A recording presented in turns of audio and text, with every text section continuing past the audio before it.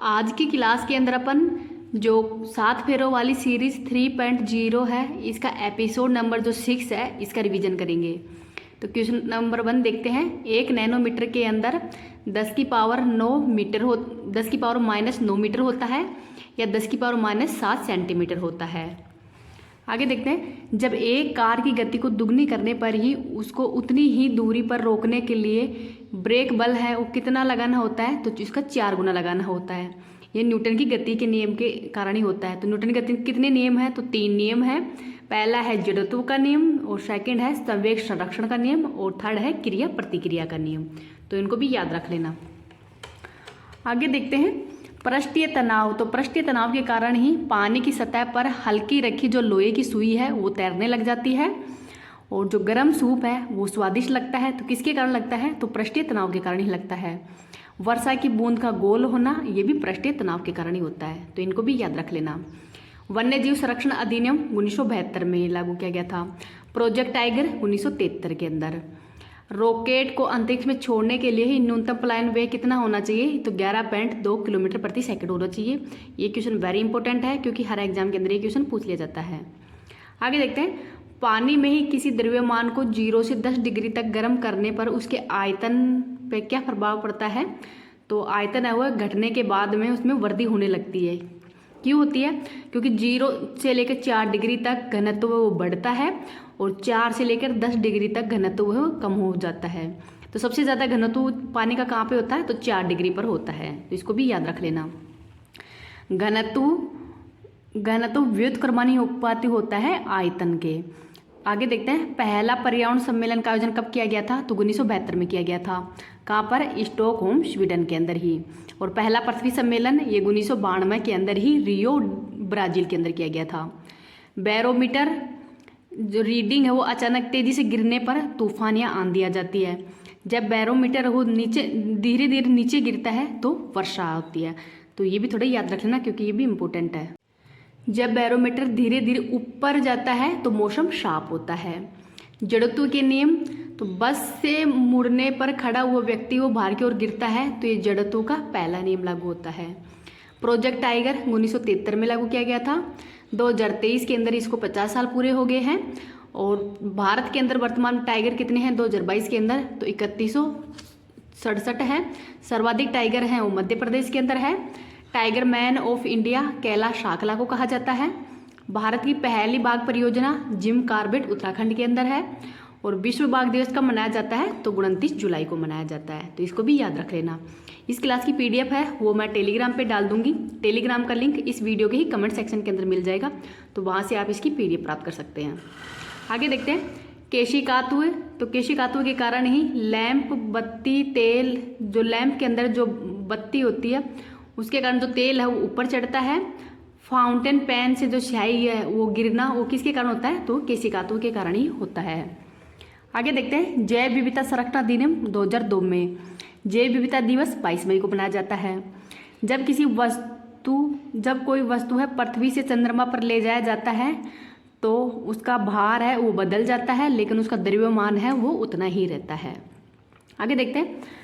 पानी का पृष्ठ तनाव अपमार्जक मिलाने पर घट जाता है। दूध को मथने से क्रीम अलग होने की घटना अपकेंद्रीय बल के कारण होती है। वॉशिंग मशीन भी अपकेंद्रीय बल पर ही आधारित है। आगे है आर्द्रभूमि संरक्षण। तो 2 फरवरी 1971 को ही रामसर सम्मेलन हुआ था ईरान के अंदर ही। 2 फरवरी को ही विश्व आर्द्रभूमि दिवस भी मनाया जाता है। 2023 की थीम है वेटलैंड रिस्टोरेशन, ये इस बार की थीम है। वर्तमान के अंदर भारत में 75 रामसर साइट है, और सर्वाधिक रामसर साइट है वो तमिलनाडु के अंदर है। तो इसको भी याद रख लेना, इंपॉर्टेंट है ये भी। भारतीय वन रिपोर्ट ये कहाँ से जारी की जाती है, तो देहरादून उत्तराखंड से ही। पहली बार 1987 में जारी की गई थी, और ये हर 2 वर्ष के अंदर ही जारी की जाती है। भारत के अंदर ही क्षेत्रफल में मैक्सिमम वन क्षेत्र मध्य प्रदेश का है, मिनिमम हरियाणा का है।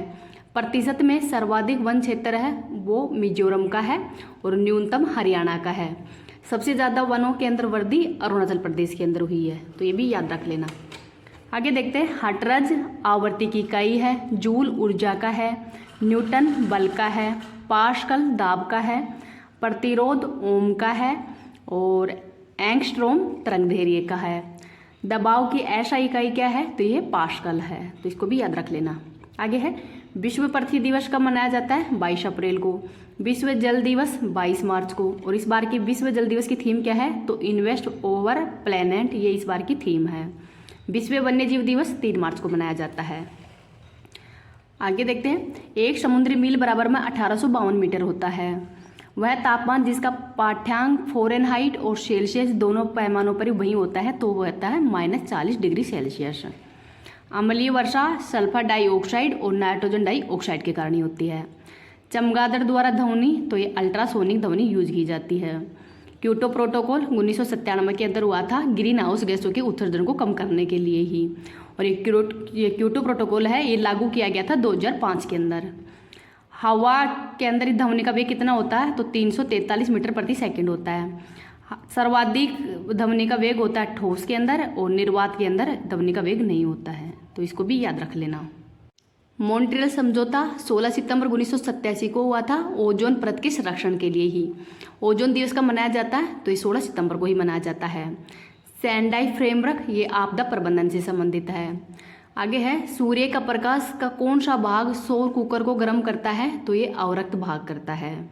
पराबैंगनी किरण, तो पराबैंगनी किरणें हैं, ये स्किन कैंसर के लिए ही उत्तरदायी है। खतरे के सिग्नल प्राय लाल रंग के क्यों होते हैं, क्योंकि इनका विचलन है वो सबसे कम होता है।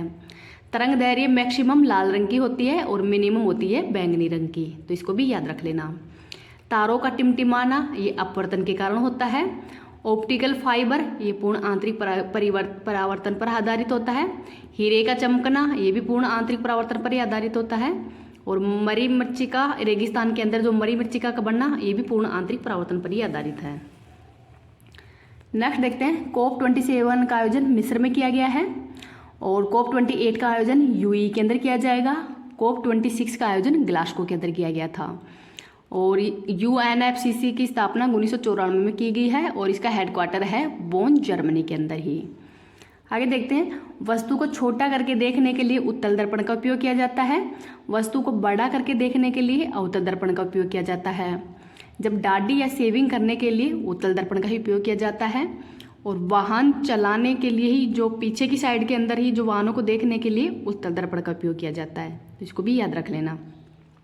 आगे देखते हैं, AC को DC में परिवर्तित करने के लिए दिष्ट धारा का बल्ब के अंदर जो फिलामेंट लगे होते हैं वो टंगस्टन के बने होते हैं। नाभिकीय संलयन, तो नाभिकीय संलयन है जो सूर्य की ऊर्जा है वो नाभिकीय संलयन पर ही आधारित है। और हाइड्रोजन बम है वो जो नाभिकीय संलयन के आधार पर ही बनाए जाते हैं। नाभिकीय विखंडन पर परमाणु बम व परमाणु भट्टी आधारित है। अर्धचालक, तो सिलिकॉन व जर्मेनियम है, ये अर्धचालक होते हैं, तो इनको भी याद रख लेना। मैंने फटाफट ये रिवीजन करवाया है, क्योंकि अगर ज़्यादा टाइम लेंगे तो फिर क्लास करवाने का क्या मतलब है। तो आपका मतलब प्रॉपर टाइम भी बच जाए और इस क्लास की मतलब आपको PDF भी मिल जाए, तो इसी वजह से ये क्लास ली जाती है।